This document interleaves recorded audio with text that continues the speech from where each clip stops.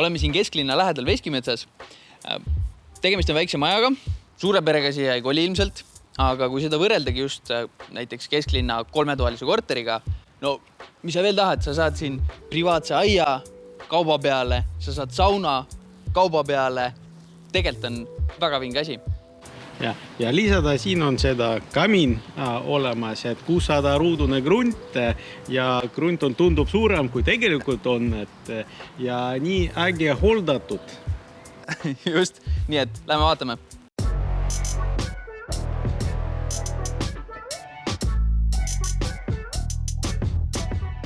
No, lähme sisse.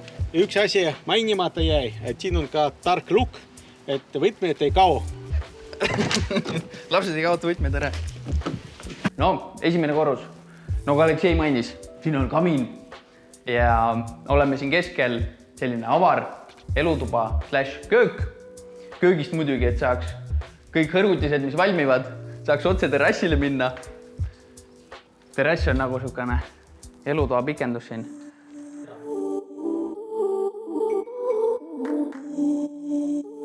Vot see on, miks maja osta korteri asemel.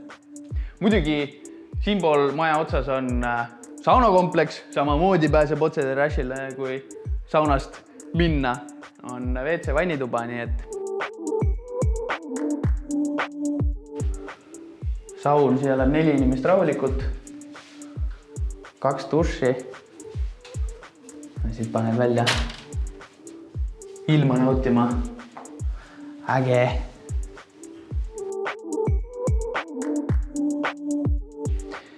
Teisel korrusel ta ongi enda planeeringult nagu sükene kesklinna stuudiokorter. Teisel korrusel kõrged laed, avar sükene mõnusam elutuba. No, siin juba vaatad telekat, oled õhtul. Siit mingid hobid, mahub kontorinurk isegi ära. Mulle täiega meeldib see aktsent siin.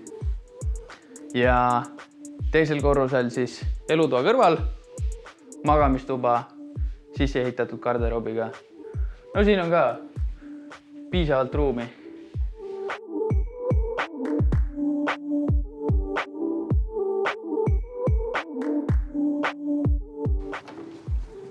Terrass on kõiget pidi. Jah, kõik aknad, terrass on lõunapoolne, terve päev päike paistab, siin ongi nagu mõnus olla. Mõnus istuda.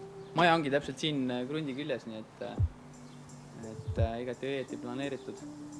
Ma ei tea, kas siin robotniiduk neil juba on või? See on täpselt selline krunt, kus paneks selle niiduki käima. Jah, täpselt, ta on siukse 4-kantiline, ongi lihtne panna robotniiduk, et hands off, et saadagi nagu korteri mugavused, aga elada ikkagi eramajas. Just.